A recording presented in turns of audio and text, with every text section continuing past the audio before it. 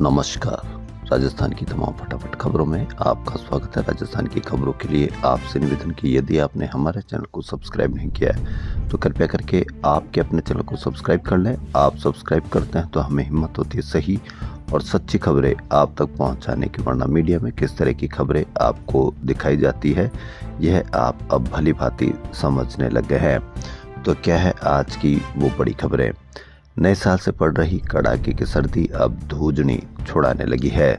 घने कोहरे के बाद चल रही शीतलहर ने जनजीवन अस्त व्यस्त कर दिया और हाड़ कपाने वाली ठंड पड़ रही है। दिन भर कोहरा छाए रहने और बर्फीली हवाएं चलने से रात के मुकाबले दिन में ज्यादा सर्दी और सुबह शाम गलन हो रही है। राजस्थान के ज्यादातर शहरों में दिन रात कोहरे का असर रहा और कई शहरों में विजिबिलिटी कम रहने से सड़क यातायात प्रभावित रहा। शीतलहर को देखते हुए राजकीय एवं निजी विद्यालयों में 5वीं तक की छुट्टी 10 जनवरी और 6ठी से 8वीं कक्षा तक की छुट्टी 8 जनवरी तक रहेगी। जयपुर समेत 20 जिलों में स्कूलों में छुट्टी के आदेश जारी किए गए हैं। गलन बढ़ने का सबसे बड़ा कारण दिन में कोहरा होने से नमी रहती और धूप नहीं निकलने से तापमान बढ़ने के बजाय लुढ़कता है। ऐसे में गलन के साथ ठिठुरन का एहसास हो रहा है। कई शहरों में दिन का पारा सामान्य से 5 से 9 डिग्री तक कम रहा है। इसे कोल्ड डे की स्थिति कहते हैं। वहीं कुछ शहरों में रात का पारा बढ़ा है। इसके पीछे कारण ये कि रात में कोहरा लो क्लाउड के समान होता है। भारतीय वनडे टीम के कप्तान शुभमन गिल, उप कप्तान श्रेयस अय्यर और टी20 टीम के कप्तान सूर्य कुमार यादव आज जयपुर में खेलते नजर आएंगे। इनके साथ यशस्वी जायसवाल और अर्शदीप सिंह जैसे स्टार खिलाड़ी भी मैदान में उतरेंगे। हालांकि क्रिकेट प्रेमियों के लिए निराशा की बात यह इनमें से कोई भी मैच एसएमएस स्टेडियम में नहीं खेला जाएगा। शुभमन गिल केएल सैनी स्टेडियम में गोवा के खिलाफ पंजाब टीम की कप्तानी करेंगे, जबकि श्रेयस अय्यर और सूर्य कुमार यादव के मुकाबले जयपुरिया एकेडमी ग्राउंड पर होंगे। सुप्रीम कोर्ट ने राजस्थान में पंचायत चुनाव का रास्ता साफ कर दिया। सोमवार को कोर्ट ने आदेश में स्पष्ट किया कि पंचायत चुनाव की प्रक्रिया 15 अप्रैल तक पूरी कर ली जाए। कोर्ट ने पंचायत परिसीमन और पुनर्गठन की प्रक्रिया को चुनौती देने वाली राजस्व ग्राम सिंघानिया सहित अन्य गांवों की एसएलपी खारिज कर दी। कोर्ट ने कहा कि परिसीमन की प्रक्रिया पूरी हो चुकी है और चुनावी प्रक्रिया शुरू हुए, ऐसे में दखल देना उचित नहीं है। यानी राजस्थान में 15 अप्रैल तक कराने होंगे पंचायत चुनाव। वन स्टेट वन इलेक्शन की कड़ी में ग्राम पंचायतों में प्रशासक लगाए गए थे। ये पहला मौका था जब पूर्व सरपंचों को प्रशासक बनाया गया था। वन स्टेट वन इलेक्शन का फैल रहा फॉर्मूला प्रशासक लगाए। चुनाव की तैयारियों से पहले से ही जुट गया था निर्वाचन आयोग। सबसे बड़ा चुनाव अब की बार 1 लाख से अधिक वार्ड है। राजस्थान कर्मचारी चयन बोर्ड ने 2026 की पहली भर्ती सोमवार को निकाली। बोर्ड ने 259 पदों की वनपाल भर्ती का नोटिफिकेशन जारी किया है। ऊर्जा से भरे कदमों, सामूहिक उत्साह और एकजुटता की भावना के साथ जयपुर ने एक बार फिर फिटनेस के भव्य उत्सव की ओर कदम बढ़ा दिया है। एयू जयपुर मैराथन के इवेंट कैलेंडर लॉन्च किया गया। जयपुर मैराथन 1 फरवरी को तैयारी के लिए शहर में 4 अलग अलग जोन बनाए। पूरे महीने चलेगा मैराथन की तैयारी का उत्सव। कैलेंडर हुआ लॉन्च। कोर्स की किताबों के अलावा बच्चों में रीडिंग हैबिट डेवलप करने के लिए स्कूल एजुकेशन विभाग ने राष्ट्रीय ई पुस्तकालय लॉन्च किया है। यह एक फ्री डिजिटल लाइब्रेरी है जहां पढ़ाई से हटकर रोचक और ज्ञान बढ़ाने वाली किताबें उपलब्ध है। 200 पब्लिशर्स की 5500 से अधिक नॉन एजुकेशन बुक्स पढ़ सकेंगे। 16वीं राजस्थान विधानसभा का पंचम अधिवेशन 28 जनवरी से शुरू होगा। विधानसभा अध्यक्ष वासुदेव देवनानी ने बताया कि इस अधिवेशन के संबंध में राज्यपाल हरिभाऊ बागड़े ने अधिसूचना जारी कर दी है। करीब 1 महीने तक चलने वाले इस सत्र में राज्य का वर्ष 2026-27 बजट भी प्रस्तुत होगा। देवनानी ने बताया कि सत्र की शुरुआत राज्यपाल के अभिभाषण से होगी। इस सत्र में राज्य सरकार की ओर से राज्य का बजट भी पेश किया जाएगा। डिजीफेस्ट टाई ग्लोबल समिट 2026 के दूसरे दिन सोमवार को मध्य प्रदेश के सीएम डॉक्टर मोहन यादव, पूर्व केंद्रीय मंत्री स्मृति ईरानी और पूर्व क्रिकेटर वीरेंद्र सहवाग ने अलग अलग सेशन में भाग लिया। तीनों ने सियासत, साझा संस्कृति और जीवन के हर पहलू पर खुलकर अपने विचार रखे।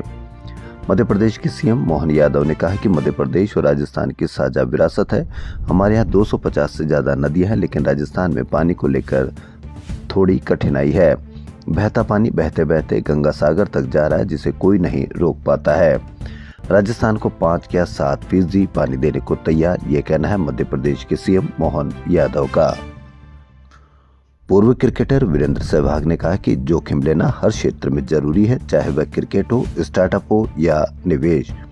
किसी भी टीम या संगठन की सफलता का आधार टीम में विश्वास, पारंपरिक सहयोग और सकारात्मक नेतृत्व होता है। पूर्व केंद्रीय मंत्री स्मृति ईरानी ने कहा कि मैंने चुनाव हारने के अनुभव पर ईमानदारी से चिंतन किया। मेरी जीत जीत में नहीं बल्कि हार में है। हार ने मेरी किस्मत लिखी है। हाईकोर्ट से फिल्म निर्देशक विक्रम भट्ट को झटका लगा। कोर्ट ने उदयपुर में दर्ज 47 करोड़ रुपए की फिल्म डील से जुड़े मामले में भट्ट और उनके सहयोगियों के खिलाफ दर्ज एफआईआर रद्द करने से इनकार कर दिया। शहर में धर्मांतरण प्रतिषेध अधिनियम 2025 के विरोध में सोमवार को विभिन्न संगठनों ने रैली निकालकर प्रदर्शन किया। प्रदर्शन में विभिन्न सामाजिक, धार्मिक, मानवाधिकार एवं नागरिक संगठनों के सैकड़ों लोगों ने भागीदारी की। संयुक्त सामाजिक मंच के आह्वान पर आयोजित जन आंदोलन रैली में युवाओं एवं महिलाओं ने भी भाग लिया। रैली शहीद स्मारक से प्रारंभ हुई। रैली में लोग धर्म पर पाबंदी नहीं चलेगी, आजादी की हत्या नहीं सहेंगे, अल्पसंख्यकों की आवाज दबाना बंद करो, संविधान का है यही कहना, सबको मिले धर्म चुनने का गहना। कांग्रेस मनरेगा बचाओ संग्राम अभियान चलाएगी। प्रदेश कांग्रेस महासचिव स्वर्णिम चतुर्वेदी ने बताया कि प्रदेश अध्यक्ष गोविंद सिंह डोटासरा की अध्यक्षता में मनरेगा बचाओ संग्राम की तैयारी के लिए बैठक 8 जनवरी को तोतुका भवन में होगी। बैठक में एआईसीसी प्रदेश प्रभारी सुखजिंदर सिंह रंधावा, नेता प्रतिपक्ष टीकाराम जूली सहित राजस्थान में एआईसीसी पदाधिकारी, कांग्रेस विधायक प्रत्याशी, कांग्रेस सांसद प्रत्याशी, प्रदेश पदाधिकारी, जिलाध्यक्ष, पूर्व सांसद, पूर्व विधायक, विधानसभा समन्वयक सहित कांग्रेस के नेता शामिल होंगे। वहीं पिसार संस्थान जयपुर की ओर से कॉन्स्टिट्यूशन क्लब में 2 दिवसीय राष्ट्रीय संगोष्ठी के उद्घाटन सत्र में नेता प्रतिपक्ष टीकाराम जूली ने कहा कि किस तरह से बहुजन चिंतन को सदियों से हाशिए पर धकेला जा रहा है।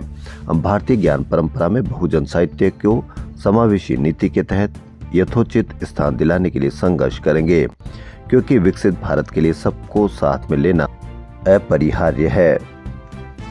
मेड़ता क्षेत्र में प्रशासन द्वारा लागू निषेधाज्ञा के बीच अनुमति मिलने के बाद सोमवार को यहां किसानों की महापंचायत आयोजित हुई। किसानों ने बताया कि फसल खराबे के बावजूद मेड़ता क्षेत्र के 74 गांवों को आपदा सूची से बाहर रखा गया है, जो किसानों के साथ बड़ा अन्याय है।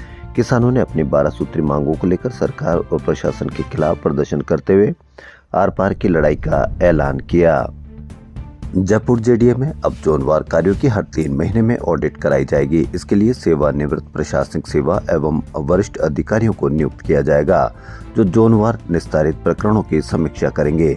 ऑडिट में यह भी देखा जाएगा कि आमजन की समस्याओं का समाधान नियमानुसार और तय टाइमलाइन में हुआ है या नहीं। अब उपायुक्त से ही मिल सकेंगे लोग। अधीनस्थों से मुलाकात पर रोक लगाई गई है।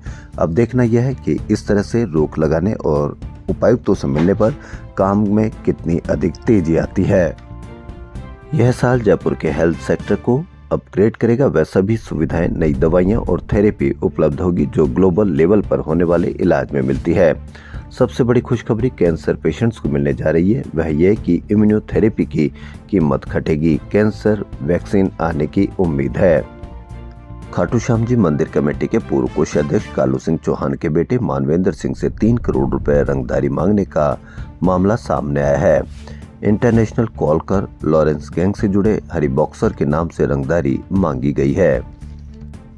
राजस्थान में पीएम श्री स्कूलों को लेकर सरकार सख्त हो गई। अब प्रत्येक जिले में 2-2 पीएम श्री स्कूलों का गहन निरीक्षण किया जाएगा। संयुक्त सचिव स्तर के अधिकारियों को यह निरीक्षण करना होगा। इस निरीक्षण के लिए उन्हें 15 दिन का समय दिया गया है। इन अवधि में सभी 41 जिलों में उन्हें निरीक्षण कार्य पूरा करना होगा। नई दिल्ली में पिछले महीने पीएम श्री विद्यालयों को लेकर मुख्य सचिव सम्मेलन आयोजित किया गया था। इस सम्मेलन में इन स्कूलों के गहन निरीक्षण के निर्देश दिए गए थे। सेना दिवस परेड 2026 के अवसर पर जयपुर के भवानी निकेतन स्कूल ग्राउंड सीकर रोड पर 8 से 12 जनवरी तक अत्याधुनिक हथियारों और रक्षा प्रणालियों की प्रदर्शनी लगाई जा रही है। इस प्रदर्शनी में पहली बार आमजन को उन ताकतवर हथियारों को करीब से देखने का अवसर मिलेगा जिन्होंने ऑपरेशन सिंदूर के दौरान दुश्मन को करारा जवाब दिया था। राजधानी जयपुर में गंदगी फैलाने और सिंगल यूज प्लास्टिक बेचने वाले व्यापारियों पर अब कैमरे की नजर रहेगी। कैमरों में रिकॉर्ड के आधार पर व्यापारियों और गंदगी फैलाने वालों पर कार्रवाई की जाएगी।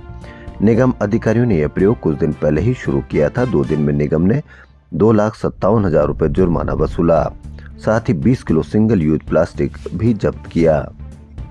राजस्थान माध्यमिक शिक्षा बोर्ड द्वारा आयोजित राज्य स्तरीय प्रतिभा खोज परीक्षा 2025 का परिणाम जारी कर दिया है। स्कॉलरशिप के लिए हुई इस परीक्षा के परिणाम के एनालिसिस में सामने आया कि 10वीं कक्षा के पहले 50 स्थान पर सीबीएसई के स्टूडेंट का दबदबा रहा। कुल 50 स्थानों में से सीबीएसई के 28 स्टूडेंट ने जगह बनाई है। मकर संक्रांति के अवसर पर इको रेस्क्यूअर्स फाउंडेशन एवं श्री दिगंबर जैन मंदिर ट्रस्ट के संयुक्त तत्वाधान में 13, 14 और 15 जनवरी को 7वां निःशुल्क पक्षी चिकित्सा शिविर आयोजित किया जाएगा। यह शिविर श्री दिगंबर जैन मंदिर मालवीय नगर में आयोजित होगा। शिविर का उद्देश्य मांझे से घायल पक्षियों का त्वरित व निःशुल्क उपचार करना है। हाईकोर्ट सहित शहर की निचली कोर्ट में इस साल के पहले कार्य दिवस को ही वकीलों ने राजस्थान हाईकोर्ट में महीने के 2 शनिवार को कार्य दिवस घोषित कर केसों की सुनवाई होने और इवनिंग कोर्ट शुरू करने के विरोध में केसों में पैरवी नहीं की और न्यायिक कार्य का बहिष्कार किया। हाईकोर्ट प्रशासन ने ये दोनों ही निर्णय हाईकोर्ट की पूर्ण पीठ में हाल ही में लिए गए थे। इसमें ही हर महीने के 2 शनिवार को कार्य दिवस घोषित करने और जोधपुर व जयपुर में एक मजिस्ट्रेट कोर्ट को पायलट प्रोजेक्ट के तौर पर लेते हुए इवनिंग कोर्ट के रूप में कार्य करने की घोषणा की थी। हाईकोर्ट में जजों ने केस में सुनवाई की, लेकिन वकील पैरवी के लिए ही नहीं पहुंचे। ऐसे में ज्यादातर केसों में तारीख दी गई और उन केसों में ही सुनवाई हुई जिनमें पक्षकार मौजूद रहे। राजस्थान विश्वविद्यालय के एमएड के परीक्षा टाइम टेबल ने नई अभ्यर्थियों की नींद उड़ा दी। ये वे अभ्यर्थी जो एमएड भी कर रहे हैं और उन्होंने अध्यापक भर्ती परीक्षा के लिए भी आवेदन किया है। एमएड और अध्यापक भर्ती परीक्षा की तिथियां टकरा रही है। आरयू ने परीक्षा टाइम टेबल जारी करते समय अध्यापक भर्ती परीक्षा की तिथियों को ध्यान में नहीं रखा। अब कई अभ्यर्थी ऐसे हैं जो दोनों परीक्षाओं में शामिल नहीं हो पाएंगे। अब देखना यह है कि किस तरह से आम विद्यार्थी को राहत मिलती है। राजस्थान की तमाम फटाफट खबरों में फिलहाल इतना ही। यदि आपको हमारा चैनल पसंद आए तो लाइक, सब्सक्राइब और शेयर अवश्य करें। धन्यवाद।